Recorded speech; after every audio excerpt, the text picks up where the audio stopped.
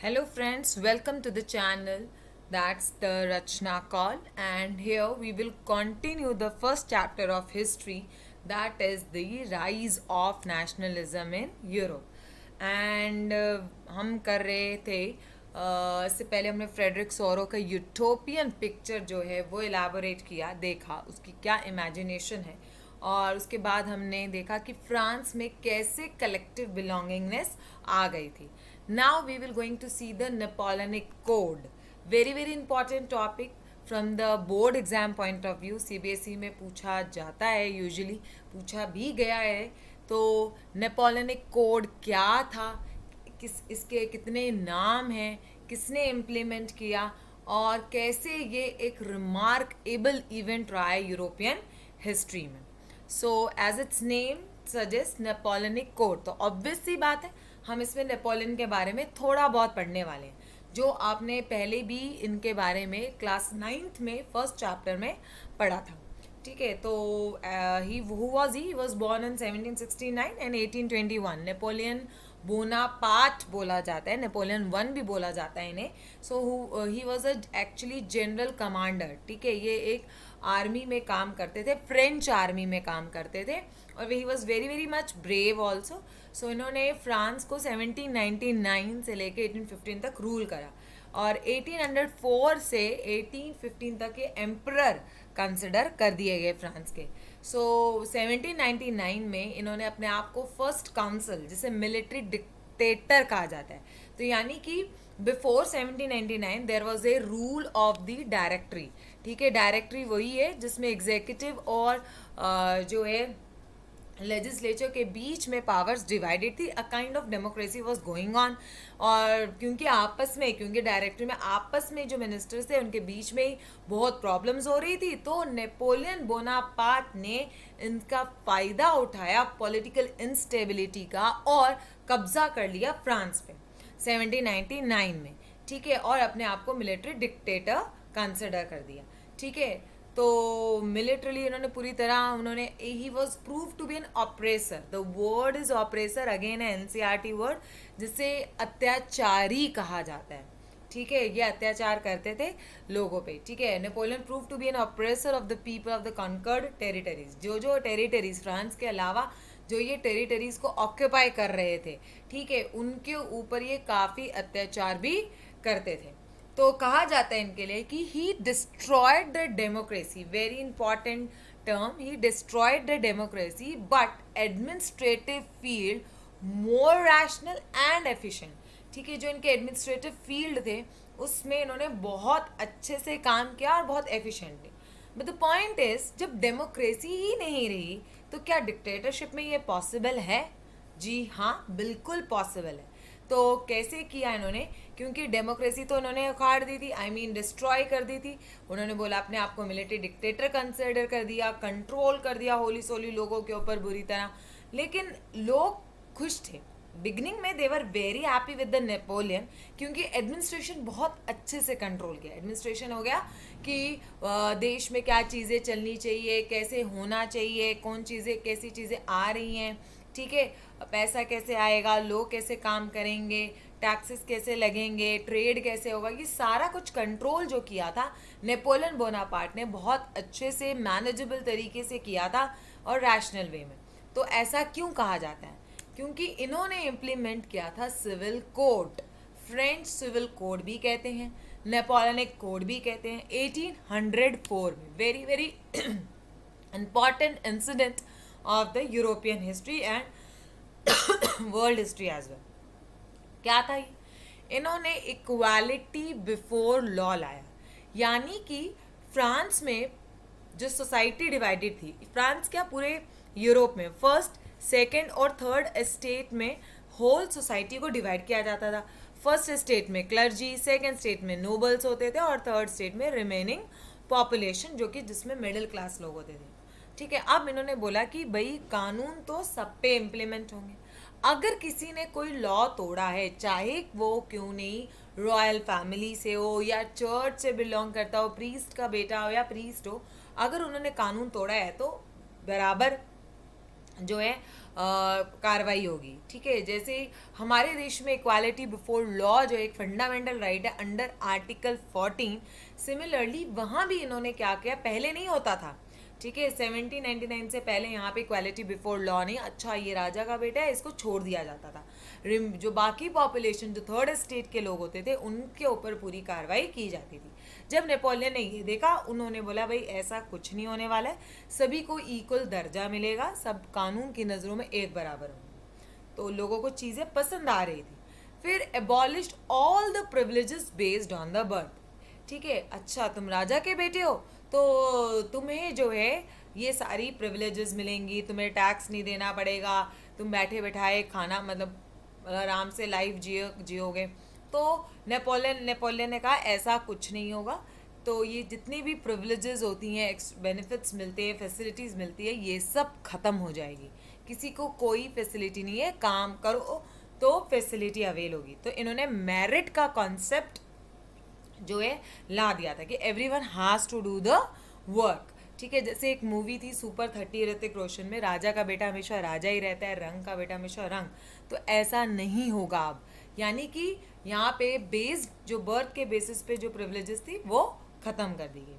अब right to property French citizens को भी दी गई। ठीक है, पहले क्या होता था, इन फार्मर से और इनसे क्या करते थे, जो राइट टू प्रॉपर्टी के जो राइट्स होते थे वो ले लिए जाते थे, इनसे लैंड छीन ली जाती थी, इनको दी नहीं जाती थी। तो सिर्फ लैंड लेने का राइट जो है नोबल्स के पास, क्लर्जी के पास होता था। तो ये भी अब ख़त्म कर दिया गया। उन्होंने बोला जो जिसके पास पैसा है वो आराम से लैंड खरीद सकते हैं, अपनी प्रॉपर्टी में रह सकते हैं। इन्होंने बहुत सारे एडमिनिस्ट्रेटिव डिविजन्स जो है सिंप्लीफाई कर दिए थे। उस टाइम पे फ्रांस जो है ऑलमोस्ट 39 कुछ कॉन्फेडरेसीज में बटा हुआ था। तो इन्होंने क्या करा, उसको सिंप्लीफाई किया, कम किया ताकि इजीली कंट्रोलेबल हो जाए। फिर इन्होंने गिल्ड रिस्ट्रिक्शंस रिमूव कर दी। जो ये छोटे छोटे शहर होते थे, यहाँ पे कुछ ट्रेडर्स क्या करते थे, ग्रुप बना के अपना एरिया डिवाइड कर लेते थे और बाकी किसी को उस पर्टिकुलर एरिया में ट्रेड करने नहीं देते थे। गिल्ड होता है ग्रुप ऑफ ट्रेडर्स, तो गिल्ड बना लेते थे। तो गिल्ड रिस्ट्रिक्शंस यहाँ से रिमूव की ताकि free movement of goods and services हो। फिर improved transport and communication, he was the person who actually work upon it, trade के काम में। जैसे गिल्ड रिस्ट्रिक्शन रिमूव कर दी कि अब ये जो व्यापारी होते थे, एक पर्टिकुलर एरिया होता था, कुछ ग्रुप ऑफ ट्रेडर्स का, ये बोलते थे सिर्फ हम लोग ही यहाँ अपना सामान बेचेंगे और कोई नहीं आ सकता। तो इससे बहुत दिक्कत हो जाती थी, तो ये रिमूव करवाया।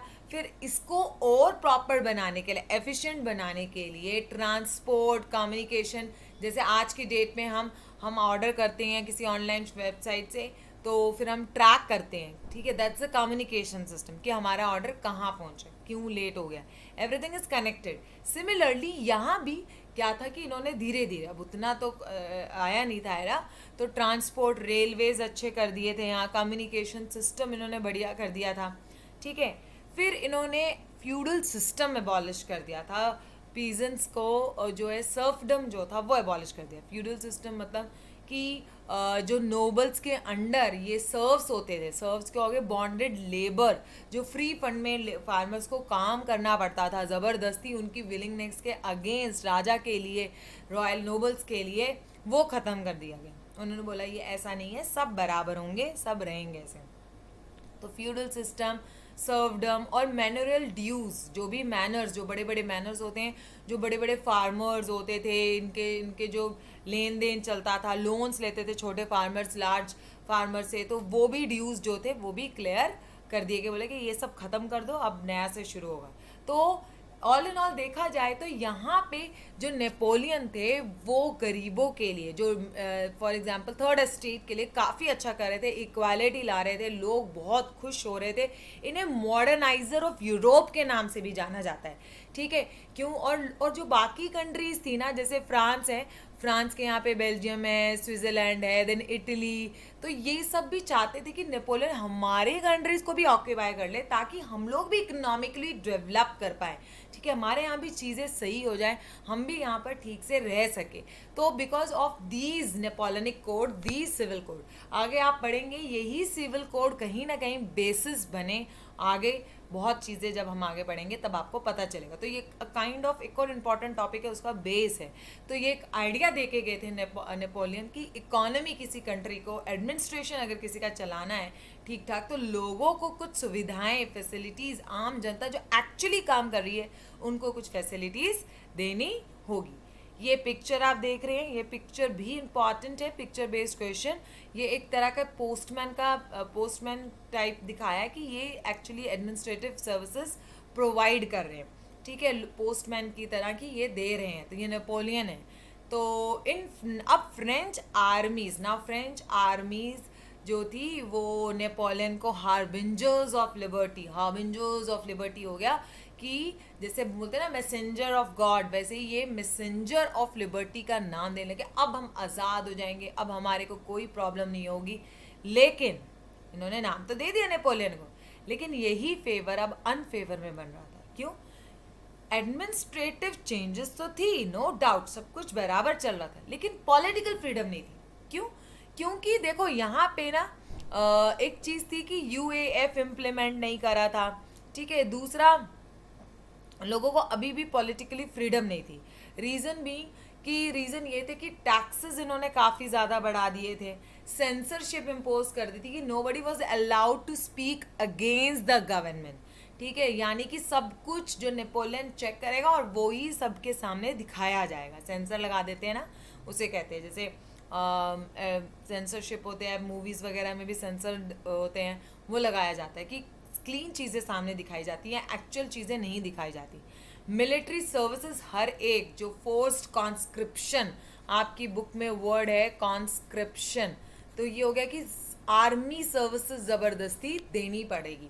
तो ये 3 चीज़ें जो थी इम्प्लीमेंट कर दी गई थी यहाँ पे नेपोलियन के केस, नेपोलियन ने फ्रांस में। और जैसे ये टेरिटरीज ऑक्यूपाई कर रहे थे इन्होंने, बेल्जियम हो गया, स्विट्ज़रलैंड हो गया, इनको ऑक्यूपाई करा, तो यहाँ पे इन्होंने एडमिनिस्ट्रेटिव चेंजेस तो लाई, नेपोलियनिक कोड तो इम्प्लीमेंट किया, बट द पॉइंट इज वहाँ के लोगों को कोई भी पॉलिटिकल राइट्स नहीं दिए गए, ठीक है। इनसे censorship, they were not allowed to speak against the government, taxes बढ़ा दिए गए, मिलिट्री सर्विसेज यानी दे कैन नॉट स्पीक। तो ये सारी चीज़ें कर दी गई, जिससे वो सिर्फ प्रेफरेंस वो हमेशा से फ्रेंच को ही देते थे। तो ये सारी चीज़ें कर दी गई। सो 2 चीज़ें बोली जाती हैं नेपोलियन के लिए कि he destroyed the democracy but he has done tremendous work in the administration of the France, ठीक है, इवन द यूरोप, ठीक है, क्योंकि फिर यूरोपियन बाकी कंट्रीज़ ने भी इनका कोई जो है बेस लेके आगे गए थे, ठीक है। तो एडमिनिस्ट्रेटिव चेंजेस तो थी बट पॉलिटिकल फ्रीडम नहीं मिली। अब this is all about the Napoleonic code, very very important. एक मैं जो है शॉर्ट वीडियो निकालूंगी जिसमें मैं आपको थोड़ा सा एक ब्रीफिंग करना चाहती हूँ नेपोलियन बोनापार्ट के बारे में, क्योंकि students have the confusion which Napoleon. ये नेपोलियन 1 थे, नेपोलियन 2 इनके बेटे का नाम है, तो ये नेपोलियन बोनापार्ट 1 थे। तो ये हम जानेंगे कि कौन है, कैसे हैं, that I will going to show you. Now Napoleonic code से इससे रिलेटेड 2 प्रोमिनेंट क्वेश्चंस एग्जाम में आते हैं। First, how did Napoleon destroy the democracy in France? What was the civil code of 1804 और द नेपोलियनिक कोड? तो destroy जो की थी डायरेक्टरी रूल्स, इनमें पॉलिटिकल इंस्टेबिलिटी थी, आपस में मिनिस्टर्स लड़ते थे, और इसी का फ़ायदा उठाया वहाँ के फ्रांस की आर्मी, फ्रेंच आर्मी के जनरल ने। He was very brave, he was known as the greatest military commander there. तो उन्होंने फ़ायदा उठाया और फ्रांस को ऑक्यूपाई कर लिया। फिर सिविल कोड जो हमने पढ़े वो आएगा। Next, Napoleon had destroyed democracy in France but in the administrative field he had incorporated revolutionary principles to make the whole system rational and efficient. Analyze the statement with arguments. Obviously बात है, कैसे उन्होंने incorporate होता है, मिलाया revolutionary principles, ये सारी चीज़ें जो पहले इम्प्लीमेंट थी ही नहीं। फ्यूडल प्रिविलेजेस बाय बर्थ चलता आ रहा था, फ्यूडल सिस्टम चलता आ रहा था, सर्वडम चलता आ रहा था, गिल्ड रिस्ट्रिक्शंस वर देयर। तो ये सारी चीज़ें इन्होंने एकदम से ख़त्म कर दी। तो ये कैसे इम्प्लीमेंट किया, कैसे रैशनल वे में डाला? So these are the prominent question that can be asked in the CBSE board exam. Question number 2 तो 2016-17 में भी पूछा गया है CBSE बोर्ड एग्जाम में. I hope you able to understand the Napoleonic Code 1804 Civil Code. So please keep liking and subscribe the channel and be update from the more and more videos regarding grade 9 and 10 social science CBSE. And I hope things are clear to you. Thank you and have a nice day.